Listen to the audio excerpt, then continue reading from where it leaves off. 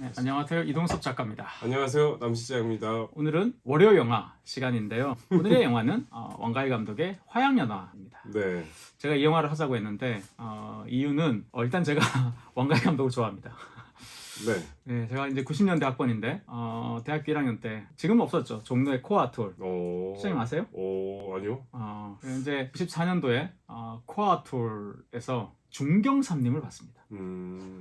그 1열까지 매진이어서 영열이 만들어진 거예요. 아 정말. 영열에 저기 뭐죠? 이 누워서 보는 이 방석 같은 거 방석? 깔아주고 네. 거기서 누워서 요즘 같으면 이제 참 큰일 날 얘기죠. 그때는 그렇게라도 보겠다고 해서 이제 그 봤던 영화가 중경삼림이었습니다. 첫 소감은 너무 눈 아프다. 맨 앞에 앉아서 눈도 아픈데다가 화면이 제대로 된 게 없죠. 계속 움직이고 그래서 근데 되게 그때 이제 그런 느낌이었어요. 뭔가 되게 다른 영화다. 뭔가 새롭다. 이제 그래서 나중에 이제 지금 없어졌죠. 키노 이런 이제 영화 잡지가 나왔을 때 읽어봤어요. 정성일 씨가 그런 식의 얘기를 하더라고요. 우리 시대의 미학이 돋보이는 새로운 방식의 감각적 연출 이런 얘기를 했는데 무슨 말인지 하나도 모르겠더라고요. 그 전에 그 왕가의 영화는 보신 적 있어요? 고등학교 1학년 때인가 대구에서 살 때인데 그때 이제 동시상영관에 영화 2편을 네네. 했잖아요. 지금 없어진 송죽극장이라는 데서 아비정전을 봤습니다. 아비정전. 영화관에서. 저는 비디오로 봤어요. 액션 영화인 줄 알았어요. 그때 다 영본색 같은 거니까 네. 그런 거 줄 알고 가서 봤다가 굉장히 당혹스러웠습니다. 이게 뭐지? 그래서 양조위가 나오길래 이제 드디어 총질을 시작하나 보다 했는데 영화가 끝나더라고요. 굉장히 잊을 수 없는 영화였어요. 사기당했구나. 그게 이제 아비정전 처음이었고 중경삼림을 보고 그때 그 감독이구나. 많이 발전했다 얘 이러면서 생각했는데 그리고 나서 어쨌든 이 파리 유학 시절에 화양연화를 봤습니다. 개봉 첫날 1회 봤습니다. 감동이었어요. 결혼도 안 했는데 불륜이라는 것이 나도 한번 저질러 보고 싶다. 그런 생각마저 들 그만큼 아름다운 영화였는데요. 보셨나요? 네, 봤죠. 저도 옛날에 봤어요. 극장에서 보셨어요? 극장에서 봤던 건가 기억이 안 나네. 한국에서는 이 화양연화가 극장에서는 그렇게 잘 되지 않았다 하더라고요. 네, 관객이- 아마 저도 어둠의 경로로 봤던 것 같아요. 네. 영화를 사랑하는 마음이 크니까 그죠? 어디서든 보면 되는데 이 영화의 내용은 간단하죠. 그 두 명의 남녀 그죠? 양조위와 장만옥이 나란히 옆집에 이사를 와서 왔어요. 이제 서로 사랑에 빠지는 그런 내용인데 사랑에 빠지는 계기가 중요한 게 각자의 배우자가 외도를 하고 있다. 그렇죠. 서로 주고받은 선물과 이런 것들을 통해서 알게 되죠. 그래서 이제 둘이 서로 빠지게 되는데 이게 좀 재미난 설정이었어요. 저는 이 두 남녀가 사랑에 빠지는데 상대방의 배우자들과 자기 배우자가 사랑에 빠져서 그것 때문에 바람을 핀다? 약간 속된 말로 홧김에 서방질한다고 약간 그런 구도여서 네. 굉장히 신선했고 무엇보다 그래서 쟤들도 그렇게 선을 넘을까? 그거를 굉장히 궁금하게 생각하면서 영화를 따라갔는데 그런 말을 하죠. 우리는 저들처럼 되지 말자. 그래서 선을 넘지 않죠. 그런데 DVD가 출시되고 제가 곧바로 샀습니다. 네. DVD 보너스 영상에 네. 이것들이 그 붉은 방에서 시도하는 장면이 있더라고요. 그런 걸 찍어놨었구나. 예, 찍어놓고 심지어 믹싱까지 끝냈어요. 믹싱까지 끝냈다는 것은 소리까지 다 입힌 상태니까 왕가희 감독이 마지막 순간에 걷어낸 거죠. 근데 그것이 있고 없고가 굉장히 큰 차이가 사실 영화에 있는데 근데 또 재밌는 것은 두 상대 배우자들의 외도 현장은 나오지 않죠. 그렇죠. 이렇게 목소리로 잠깐 나오기는 않는데 나오지 않아요. 뒷모습으로 나오거나. 예. 그래서 저는 이 영화를 한 10번 가까이 봤는데요. 엄청 많이 보시네. 예, 그 영화에서도 보고 또 이렇게 넷플릭스에서도 보고 이렇게 여러 번 봤는데 근데 제가 결혼하고 살다가 보니까 그런 생각이 들더라고요.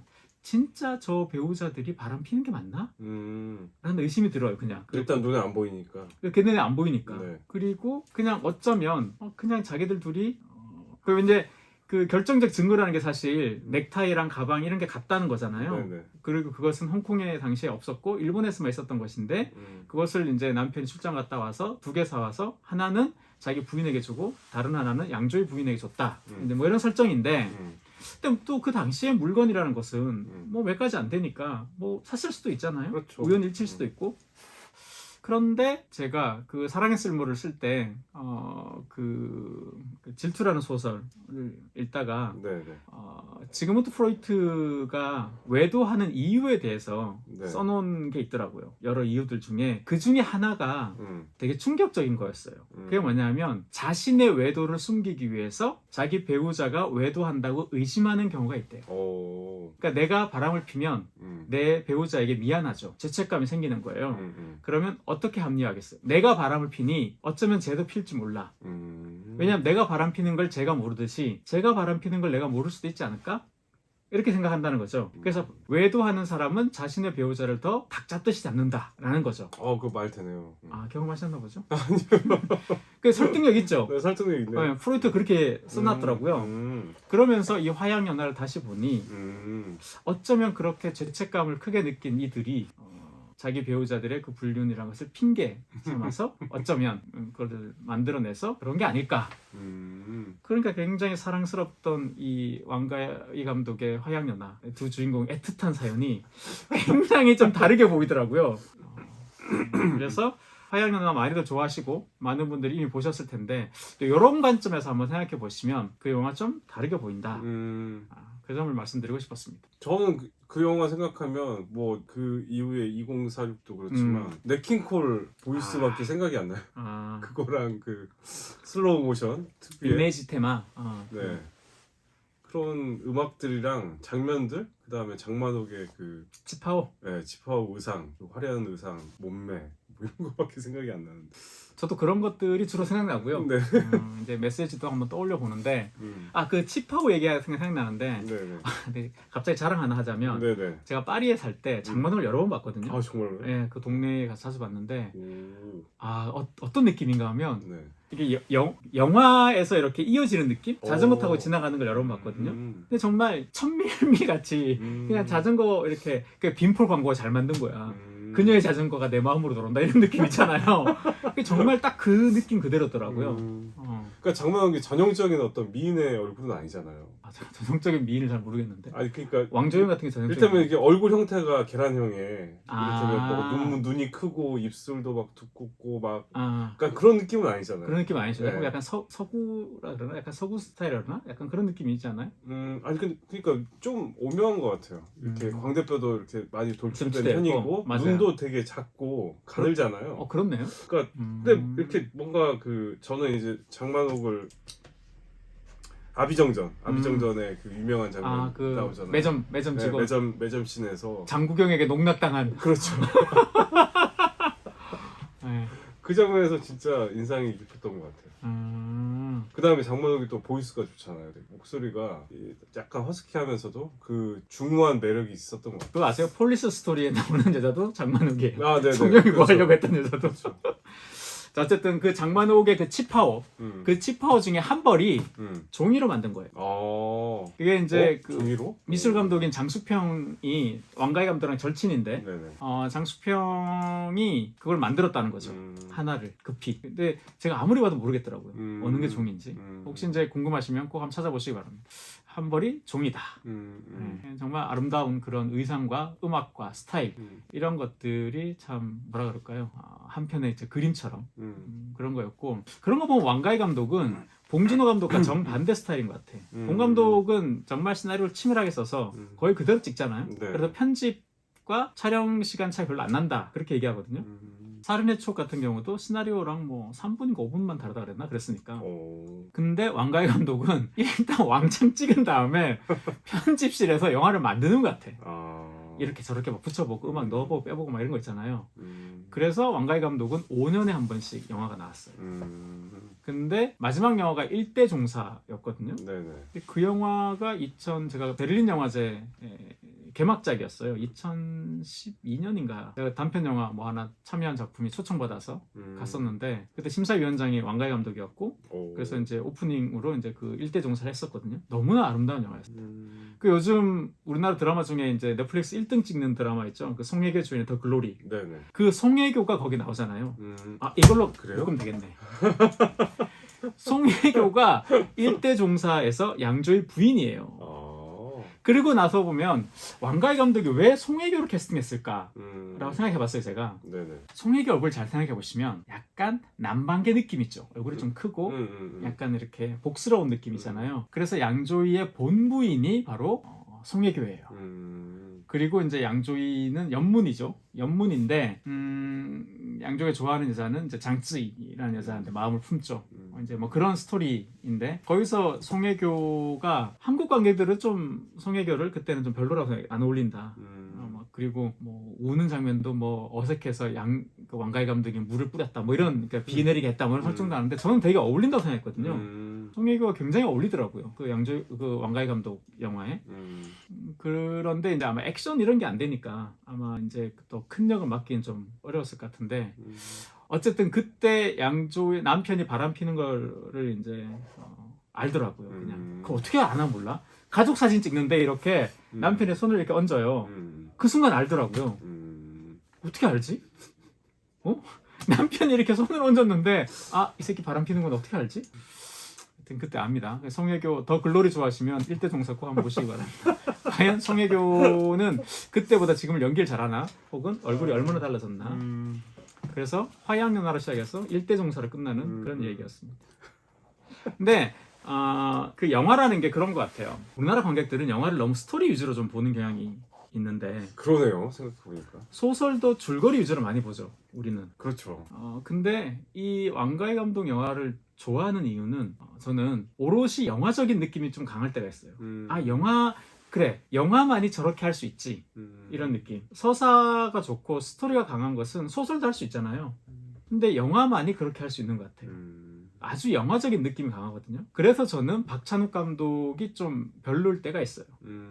자기는 굉장히 시네키즈라 되게 영화적으로 찍는다고 생각하지만 물론 그것도 영화적인 게 있죠. 예전 영화같이 느낌이 있지만 저는 오히려 왕가희 감독의 그런 영화들이 조금 더 영화적이라고 느껴져요.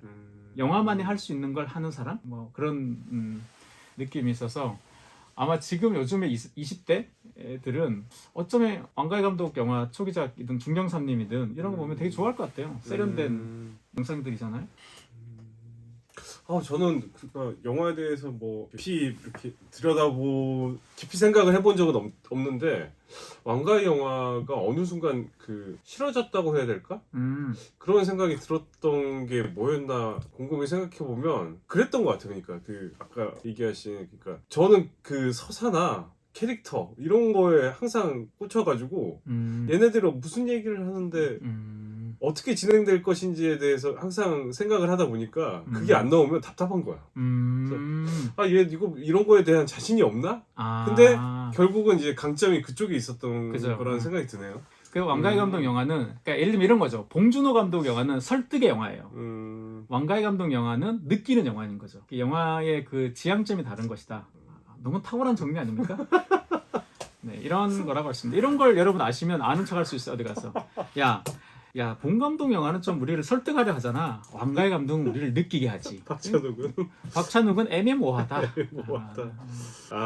또 그렇군요. 박찬욱은 그냥 발은 봉준호 감독한테 발은 딛고 있는데 고개는 왕가희한테 가 있는 것 같아요. 약간 이제 제가 비디오 퀴즈여서 그런 것 같아요. 그러니까 이게 어떤 뜻이냐면 저는 이제 영화를 볼 때 항상 꽉꽉 채워서 한 번에 엄청 때려보고 이런 걸 즐겨했단 말이에요. 그래서 저는 영화관에서 영화를 본 경험이 별로 없어요. 영화관이라는 그 공간이 저는 되게 좀 이물감도 느껴지고 그 막 퀴퀴한 데서 이렇게 저희 어렸을 때 가는 영화관에서 막 담배 피우고 막 이러니까 그런 게 싫어가지고 이거 감상하려면 이걸 감상을 왜 온전히 나만 해야지 여러 사람들이랑 이렇게 공유하면서 웃고 떠들고 먹으면서 막 이런 게 싫었던 것 같아. 그래서 저는 항상 비디오방 가서 막 가격 쌀 때 막 이만큼 빌려다가 500원씩 할 때? 보고 그랬던 경험이 있어서 왕가희 영화들도 그렇게 순차적으로 그냥 이렇게 보면서 그냥 넘겼던 것 같아요. 뭐 이런 이미지들이야 뭐 이미지일 뿐이지 이런 식으로. 근데 또 생각이 남시장님은 기본이 약간 소설 문학인 것 같아요. 가장 지층에 밑바닥에 있는 게 문학에서 문학 소년이 보는 영화 관점인 것 같아요. 저는 시골 소년이 보는 영화 관점인데 그런 것 같습니다. 네. 그래서 저는 있네요. 그냥 아시아의 컬트 감독 정도로 밖에 이제 이런 말도 안 되는 왕가 감독을 무슨 아니 그러니까 아니 타란티노도 컬트였어요 우리 때는. 타란티노랑 다르지. 예, 아니 그러니까 내 말은 근데 이제 걔네들이 요즘은 이제 시니아스트로 평가를 받잖아요. 그 영화들을 열광했던 사람들이 다시 이제 그 감독 커리어를 하면서 계속 이렇게 존경을 표하고 이러니까 그 위치가 이제 바뀌는 거죠. 근데 이제 저는 그냥 컬트 감독으로 남아 있는 거죠. 저한테는 아직까지는. 근데 난 시장님 얘기도 맞는 게 한국에서 왕가희 감독 영화를 극장에서 보고 네. 뭐 DVD도 사고 막 이렇게 하는 사람이 몇 명이 되겠어요. 소수죠. 그러니까 다수의 영화는 다수의 사람들은 헐리우드 영화 보고 뭐 그런데 좀 소수의 사람들 가운데 또 이런 영화를 좋아하는 사람들이 있다. 근데 왕가희 감독 영화는 그렇기 때문에 굉장히 음악적인 영화고 그래서 비디오로 보니까 왕가희 감독 영화가 아닌 것 같더라고요. 저는. 화면이 큰 데서 좋은 사운드로 봤을 때만 이 왕가희 감독 영화는 오롯이 왕가희 감독 영화로 들린다, 네. 보인다 이렇게 얘기할 수 있을 것 같습니다. 그래서 뭐 좋은 결론인 것 같습니다. 네, 그래서 꼭 한번 그런 거 있잖아요. 왜 뭐 너무 막 들여다보고 이러면 귀찮잖아. 그냥 틀어놓고 네, 그냥 이제 운동도 하고 책도 보고 뭐 할 수 있다. 그러다가 이제 잘생긴 양조위가 얼굴에 화면에 가득 차면 가서 한번 또 보고 네. 그래야 된다. 그 장면 기억나요. 그러니까 양조위가 이렇게 그 신문사 거기서 담배 무협소설 생각하면서 담배를 피는데 그 연기를 너무 잘 찍은 거야. 뭐 그런 장면들. 그래서 그런 말이 있어요. 양조위가 폐암 걸려 죽으면 제일 나쁜 놈은 왕가희 감독이다. 애한테도 저렇게 담배 피라고 하냐? 지어낸 말인 것 같은데. 그런 말이 있어요. 네. 우리 빠들끼리 모여서 양조위를 아끼는 사람들의 모임이 있습니다. 자, 올해 영화에 이번 주에 소개한 영화는 화양연화 그리고 네. 이제 송혜교가 나오는 일대종사 두 편이었습니다. 재밌게 보시기 바랍니다. 감사합니다. 고맙습니다.